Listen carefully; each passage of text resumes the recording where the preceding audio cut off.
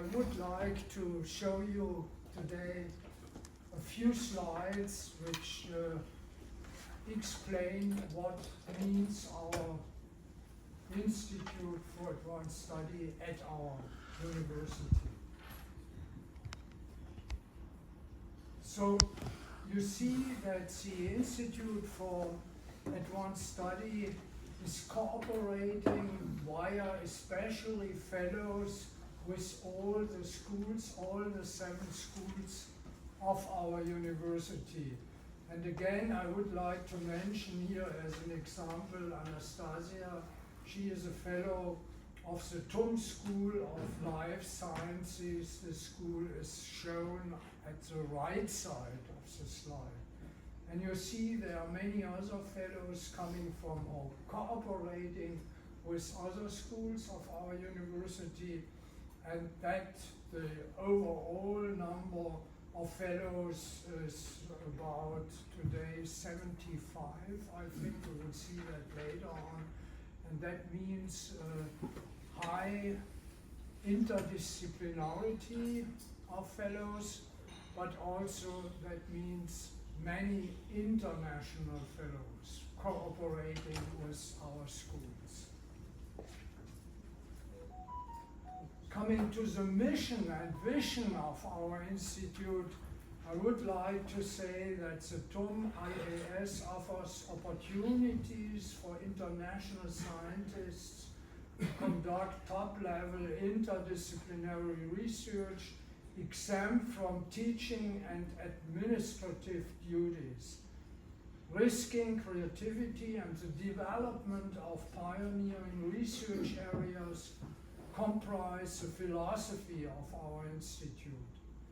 And an explicit goal is to support scientists in shaping their careers and building successful international collaborations. Now, to explain, how can I say, the hardware and the software, the basis of the institute, I have made this slide.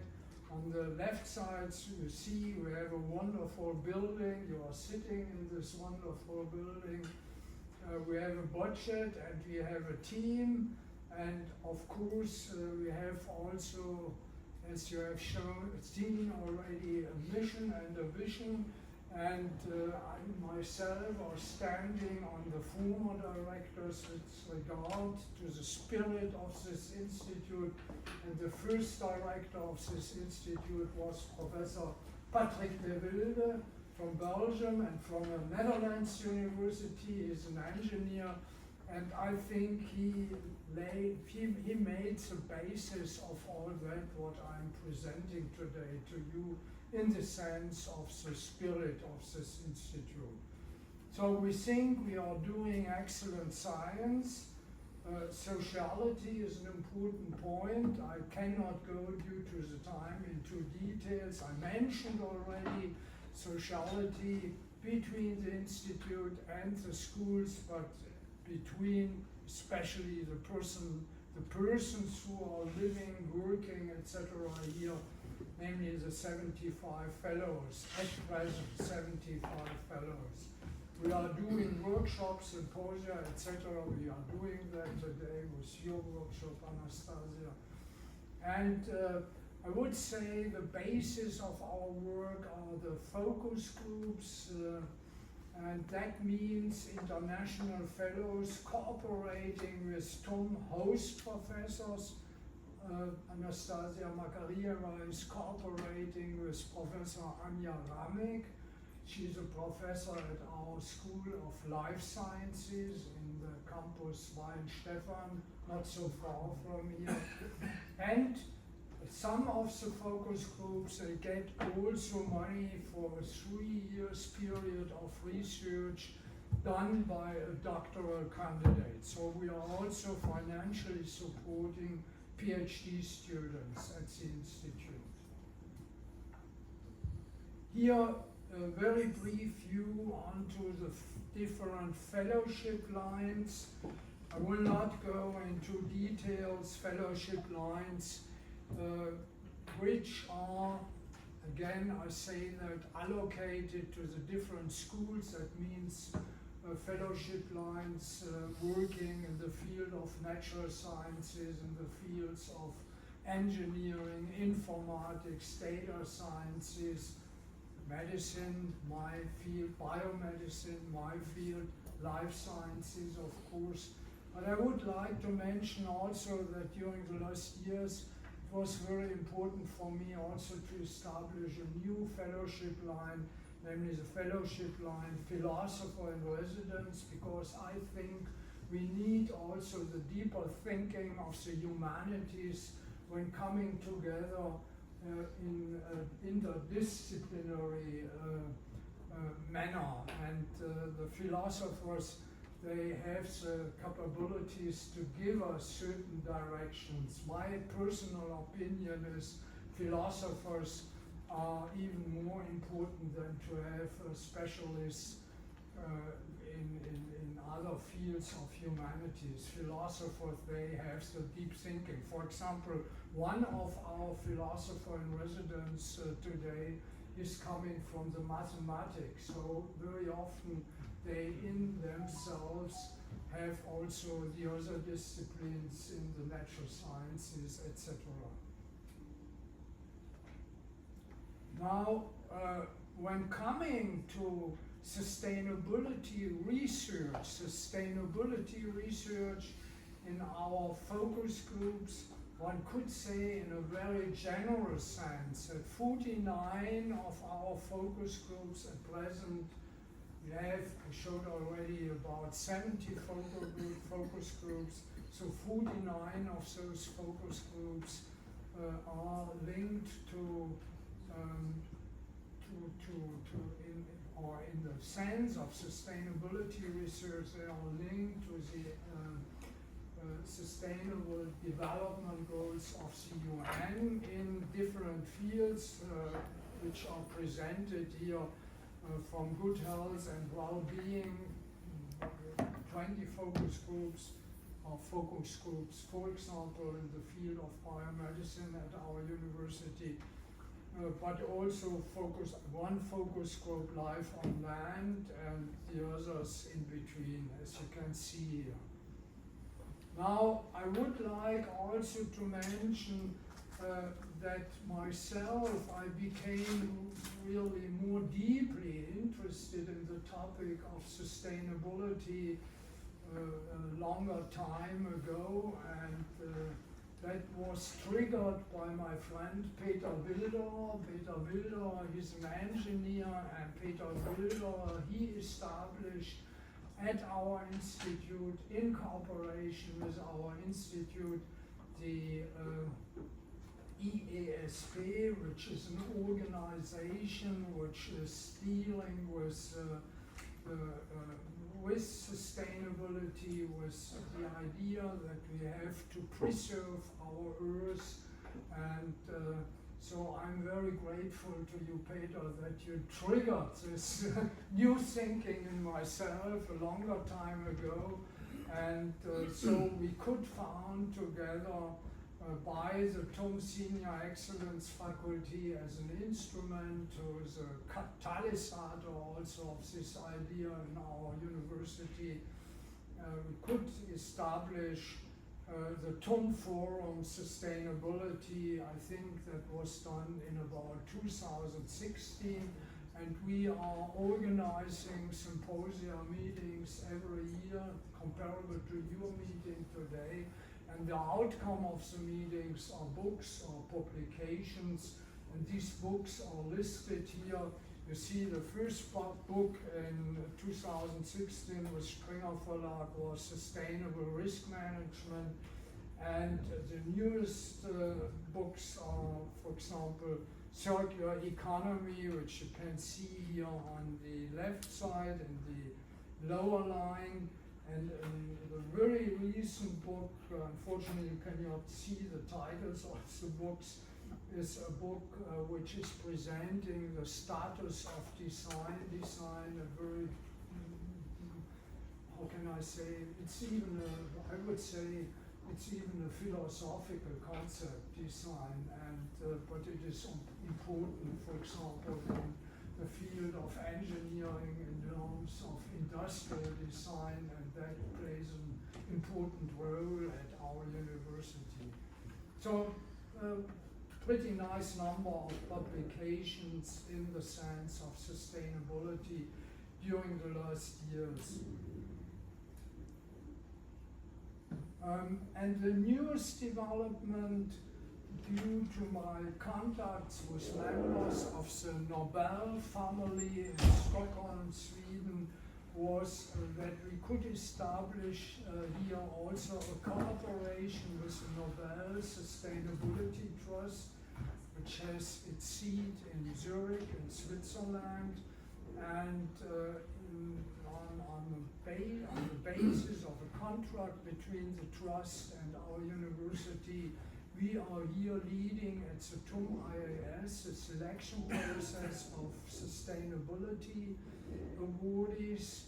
And in the last year we did that the first time, and the winners, the prize winners, were in the field of energy, Professor Dr. Elena Bu from Spain, and in the field of leadership implementation, Professor Lord Nicholas Stern from England, London, from the London School of Economy. And I would like to trigger in your network, maybe also for this year, some nominations. You cannot go into an application yourself. You have to nominate awardees. And for this year, the topics are, you see that down in the slide, the topics are water, agriculture, and again, that will stand every year, leadership and implementation. And to know more details about the process of nomination, which means a little bit of work, but not too much work, because it is standardized, and you could see that when you would go onto the homepage of the Nobre Sustainability Trust. There you find all the rules, the guidelines along which the nomination should be done. And again, I would like to ask you to come over with nominations from your network when considering these 3 topics for 2024. Few words with regard to external fundings of our fellows. External fundings, mainly the funding is coming from our university. In former times it came from the Excellency Initiative of the Federal Republic of Germany, and but we have also external funding, and you see here, for example, a very recent cooperation has been established with the Dieter Schwarz Foundation here in Germany. The Schwarz Foundation is funding 2 Hans Fischer Senior Fellowships, and first time in this year also a very highly donation with regard to a fellowship, namely the Courageous Research Grant, and that means 1 million euros for a time period of 3 years. This week we have to decide on this Courageous Grants. We have a number of applications already.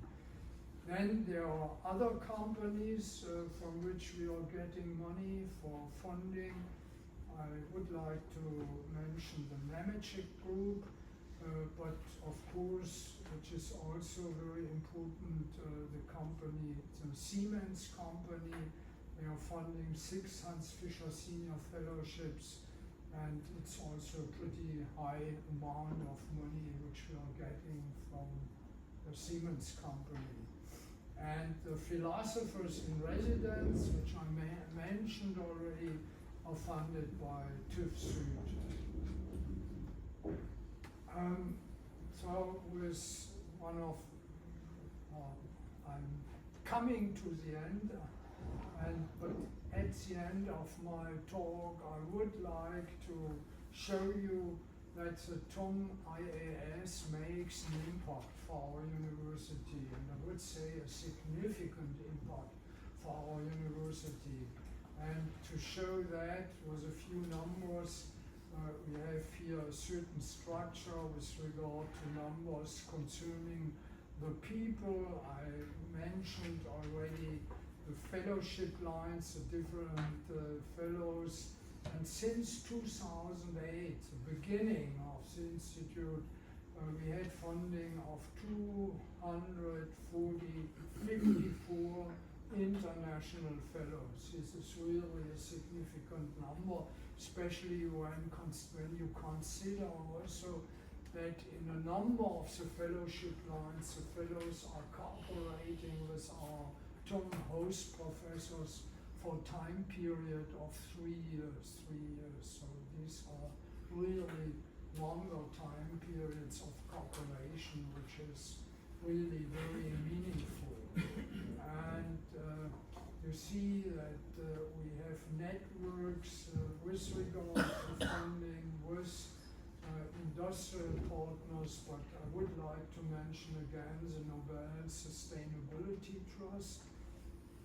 And with regard to the innovation impact, I can show you here different research, very important, very modern, very innovative research fields which have been triggered by the focus groups and the fellows and the host professors of our university. So for example, the field of quantums, but especially also the field of data mining and analysis. So Professor Günnemann, he was one of our very young fellows, Nussbaumer Fellowship line a couple of years ago, and today he is tenured and he is the director of the Munich Data Science Institute. And other examples I could give to you, for example, with regard to computer vision and machine learning, and etc., etc. So when coming also to impact factors in research itself in terms of publications, we can say that from the IAS we have a really strong and high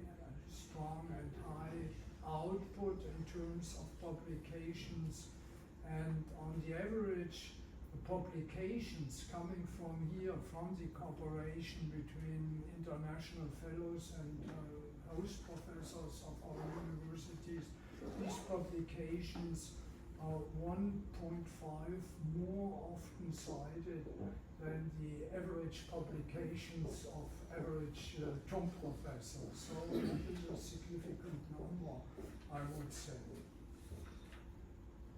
Now, very briefly, outlook. There are further opportunities for financial support of new fellowships working on, and that are now from the content of fellowship lines or fellowships, which we are really deeper considering at this time point, namely participation of the public in design and conduct of research. We try to establish this field not so much in terms of science communication, which is now very modern and done and must be done by the universities and the academic world, more really very concretely to let public cooperate with researchers in designing research projects. So for example, with regard to biomedicine or medicine, I could give you very concrete examples how that can be done, for example, when considering the output of radiation treatment in prostate or breast cancer, etc., etc. And another fellowship line on which we are also working is the future digital world and its significance for universities in teaching and research. I think that is also a field which should be considered more deeply.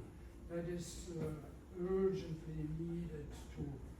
And with that, I'd like to thank you for listening, and again, I wish you a good and fruitful meeting, and really also interesting discussions.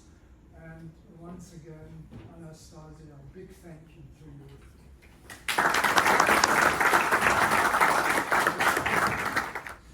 Welcome also from my side. Thank you for coming from far away and from nearby. I wish you, as already was said, an inspiring communication throughout the conference, but more importantly during the coffee breaks, lunches, and dinners. I think it's a very important possibility to get in contact with you. And I wish also exchange of brilliant ideas, new ideas, and thoughts. As such, it's not My name only is Peter required Wilderer. to enable Biochemical mentioned processes in Wilderer organisms. stands for Water, water Not by a quantity and quality is also My professional background is in civil engineering, processes. specialized in One applied unique bioengineering, sounding example and with is focus on the super quality control of water processes. I'm a bit older than you, than most of you. I think I will read to not exceed the 5 minutes time I have given to me. So water at large is my topic. And as is commonly known, water is required to sustain life on Earth. But water is, as such, is not only required to enable biochemical processes in organisms. Water by quantity and by quality is also required for a multitude of man-made processes. One unique sounding example is the supercomputer, which you will have noticed when you came in, just at the end of this road. It's a 5-story building for computing, for helping science. It means to Nobre, computing. also engineers. What you may not know is that Because a large engineers amount of water, trained of clean, to solve super, ultra clean water is needed In for 1946, cooling the processes after World War II, which make up the engineers of computer working. US company That is not only for our computer, Right. but for all computers, large computers in Munich. Cooling is one of the very important quantity and quality aspect. So normally, we receive water from the atmosphere in form of rain, snow, and hail. No rainfall for long period leads to a problem, drought. Drought means problem, but it also needs engineers to solve this problem, because engineers are trained to solve problems. In 1946, after World War II, engineers of the US company General Electric came up with a great solution. Generating artificial rainfall by seeding clouds with silver iodide particles. The technology is now known as one of the first examples of geoengineering. So, cloud seeding works quantitatively to some extent, but qualitatively it is a disaster, because silver rainfall down, sometimes was the silver iodide was spread in the clouds. So does nature provide an alternative to geoengineering? That's the question. And I think the biotic pump may be an alternative to combat clouds. I think most of you agree. But let's see the additional thoughts we may have. The biotic pump is a highly complex process which can only be properly understood when explored in strict conjunction with the also highly complex, time-dependent and site-specific atmospheric processes at the site of observation. Moreover, the installation of biological preconditions necessary to get the biotic pump working. We talked yesterday when we watched this movie, afforestation. Must consider also the given circumstances at the site, for example, the already existence of technical and economic built environment which we want to touch with our technology. In summary, this conference, I think, is very important as it is designed to spread the required knowledge and considerations to the complex of three intertwined systems I mentioned, not only to the academic community, but also for the general public, so using also media. To meet this goal, I advise you, do not stick during your presentations and discussions to what we already know. Include also the yet unknowns, because unknowns are often the best trigger to innovation. Thank you.